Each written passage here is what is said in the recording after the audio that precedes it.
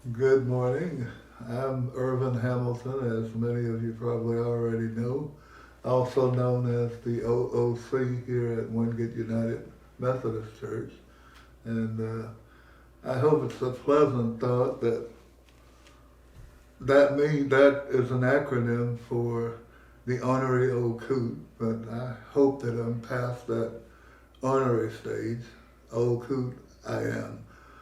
But I just wanted to talk to you this morning about some of the things that have occurred over my lifetime with regard to race and authority.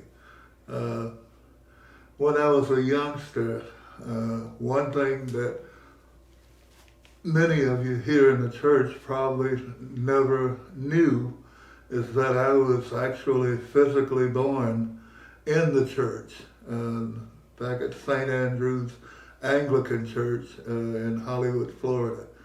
Uh, Soon after that, my dad was actually the priest of that parish, and he died shortly after I was born.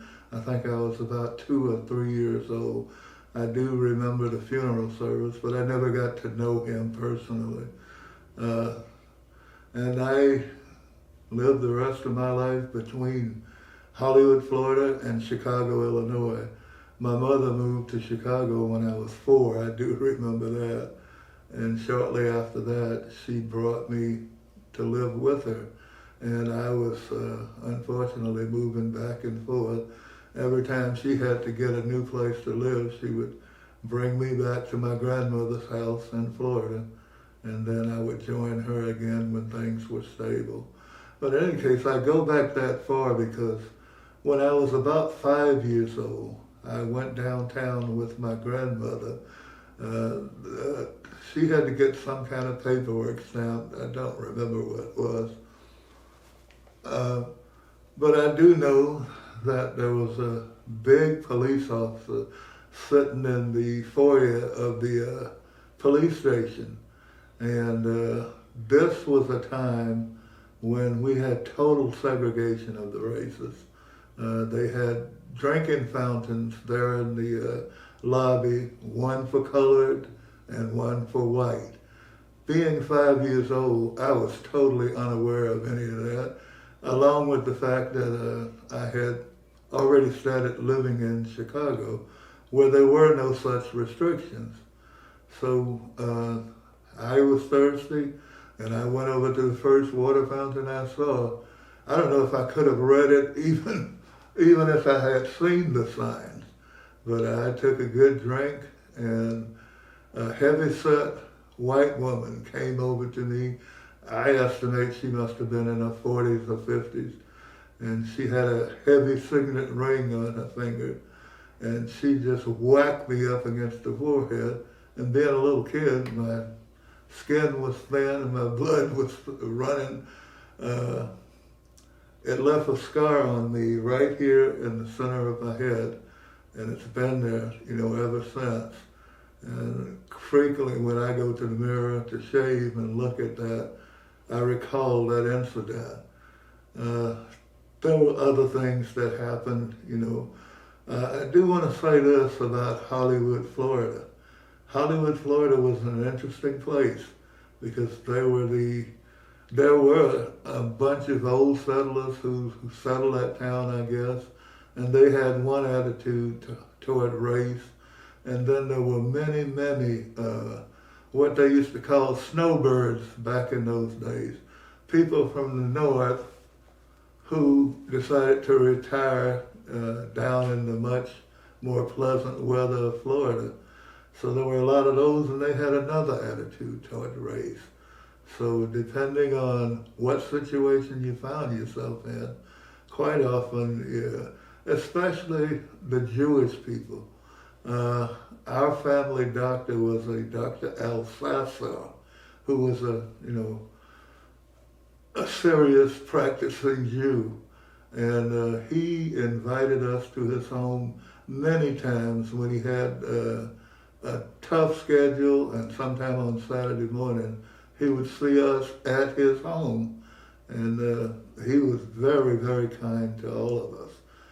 But those things that happen just happen. Here more recently, I'm sure all of you recall my mother died in 2008. Before that, she was seriously planning on moving to Wingate to live with me because Chicago had already started to get this horrible reputation that it unfortunately has today. The south side of Chicago is full of gangs and shooting and killing is almost a nightly affair. So she finally realized that she would be better off down here with me. And we actually, when I say we, I mean me and my sister Cynthia, actually had helped her pack up her things and the things that she wanted to ship, and we put them down in the basement waiting her decision. But anyway, I brought her down so she could see the place and see some of the areas that she might choose to live in. And one of the areas I showed her was right here at Todd Circle. And she really enjoyed, it's Todd Circle I would call a very middle-class neighborhood. And she just enjoyed the very large lots that the homes were situated on. And on the way out to go see another location, she noticed the church here, Wingate United Methodist Church. And we were members of Ingleside Whitfield United Methodist Church in Chicago, which was just a block from our house. And when she saw this church, she just proclaimed, that is where we'll go to church at. And I said, well, Mom, you don't understand. That's an all-white congregation over there. She said, it won't be when we get here.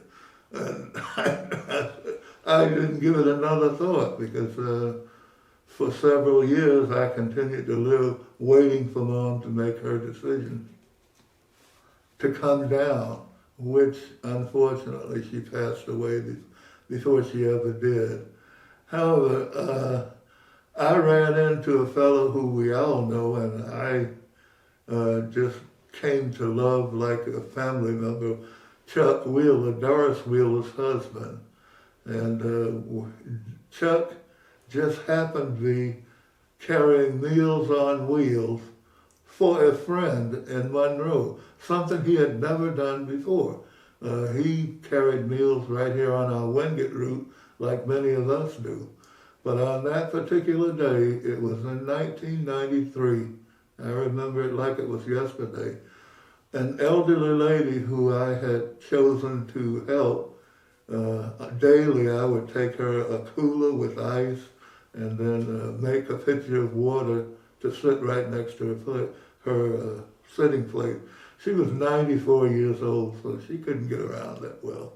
And Chuck just happened to be subbing on that route for the individual who normally brought Meals on Wheels. And Chuck came in, and all of you who remember Chuck, you know that he doesn't need very much to create a new friendship. He's going to talk to you and find out, what your circumstances are. And we talked for, I guess, half an hour right in the middle of this meal route. And he told me he had a proposition for me. He wanted me to help him with the gleaning program that the church sponsored here at Wingate. And I told him, give me a minute to think about it and I'll get in touch with you. And soon after I did, in fact, call him. This was after I had talked to a very close friend of mine, Reverend Leak. And Reverend Leak said, yeah, that gleaning program is a good deal. If we can get some inroads to that would really help the community. So I called Chuck back and he invited me to his home. And we became best of friends. And we did a lot of work on the gleaning business together. Long before I had joined this church, I got to know many of the church members through the gleaning program. And after maybe a year or two had passed, Chuck's brother passed away down in Winder, Georgia. And he was so distraught, and we had become trusted friends in Christ. He asked me if I would come to the church here at Wingate and pray with him. And I said, Chuck, that's guaranteed, no problem there.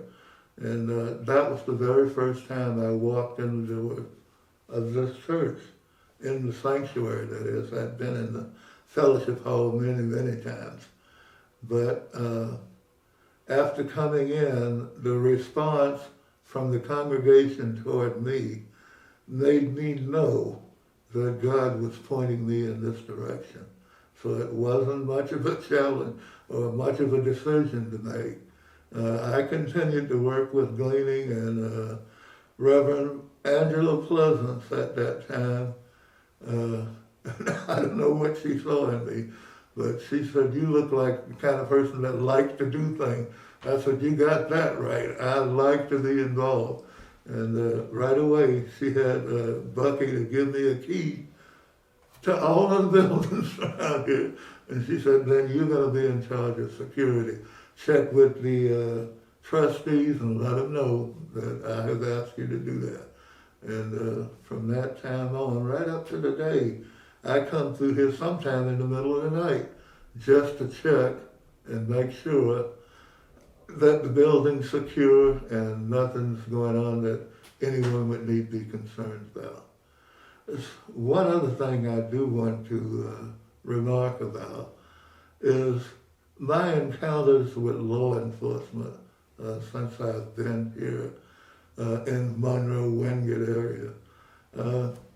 As you all know, I love to walk early in the morning. I get up every morning, and I'll tell you that story if I get a chance to one time, but I get up every morning at 2 a.m. I do that all 365 days a year. And usually by 3:15, I'm out the door on my morning walk. Previously, I would walk no less than 6 miles on my morning walk, but bad knees and old age have modified that a bit. But I still go out and walk as much as I can. It's more like 1.5 miles, 2 miles now. But it's just something that gets me going in the morning.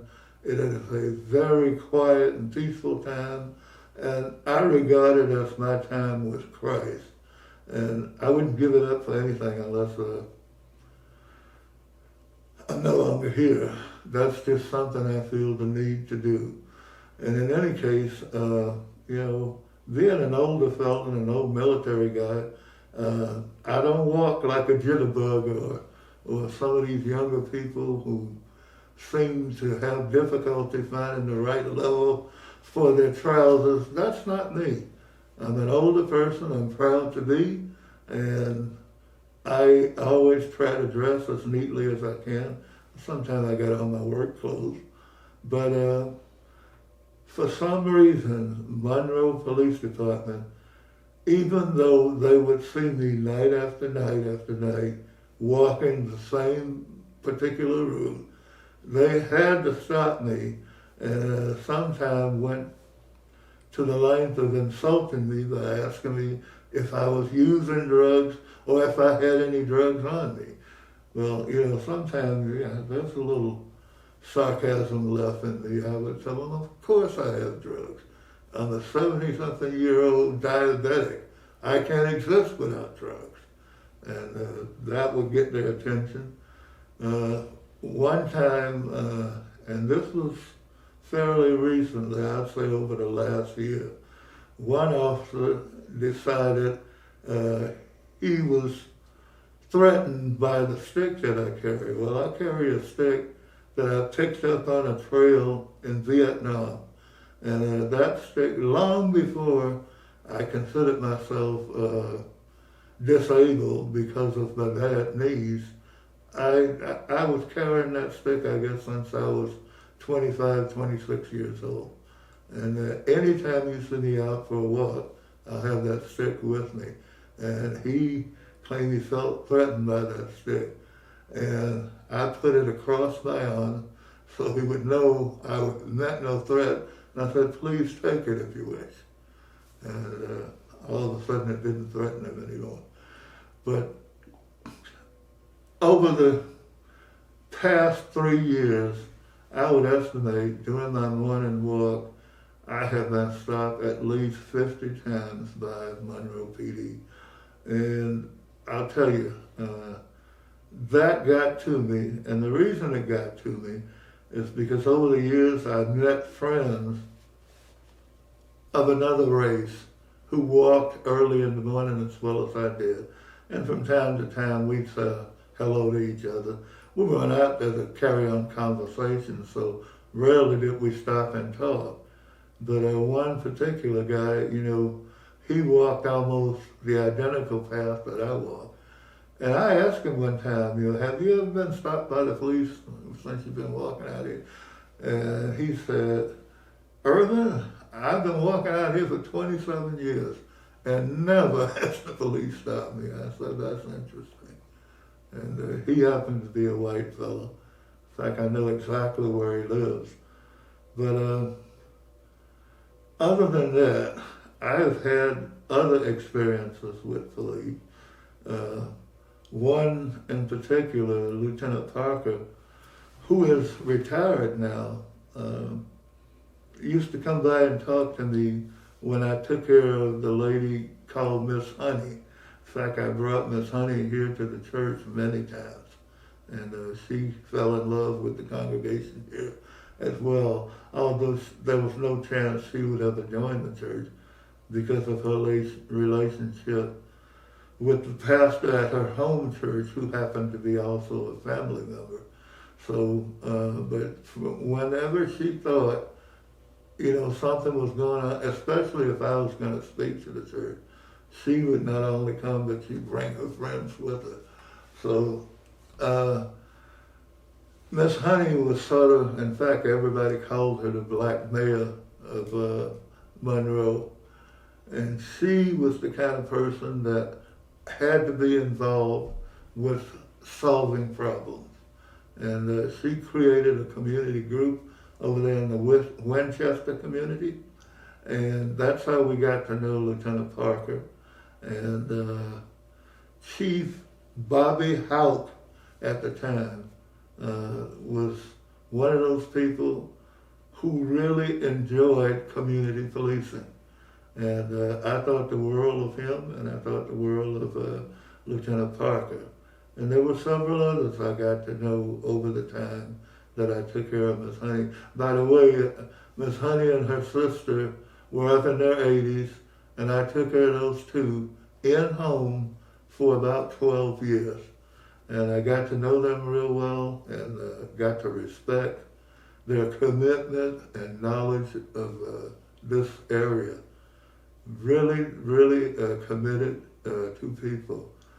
Miss Ellen, her sister, was a school teacher for 40 years, so many of our congregants happen to remember her from their school days. And Miss Honey started as a school bus driver, and she wound up as a school teacher herself when the county started to fund free school education. And I just enjoyed those two, and I certainly learned a lot from those two. I am a blessed person. I just feel like God placed me here. I don't know, I guess he figured Wingate United Methodist Church was made up of a bunch of tough people who could use an old coot. So we got along fine, and I still feel blessed to come here every day. I get some flack sometimes from the other side of the tracks, as they say. A lot of folks want to call me an old Tom because I come to this church.